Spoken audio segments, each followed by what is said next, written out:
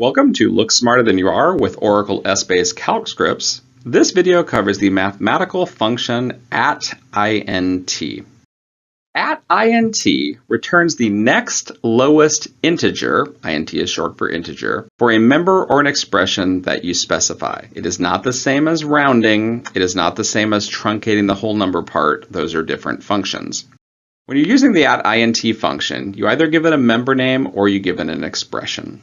If you give it a member name, it's going to go out to that member, grab a value, return it back, or it could be a member set function returning a specific member name. It could be a cross-dimensional operator returning a member back. You can either use the member name portion or you can use the expression portion. An expression is some mathematical calculation that returns a number. It could be something like 1337 minus 42. It could be something like actual minus budget. It does not round. That would be the round function. Now, for positive numbers, this will return the exact same value as the @truncate function. But for negative numbers, @int will return one lower than the @truncate function. Other than that, int and truncate are identical. This is a little bit confusing, so let me give you an example.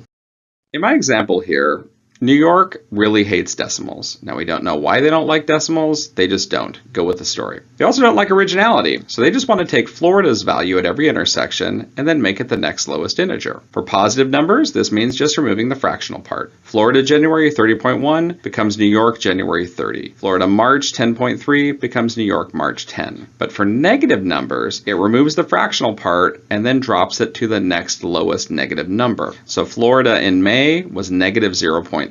So New York in May becomes negative 1. Florida for June, negative 20.6, so New York June becomes negative 21.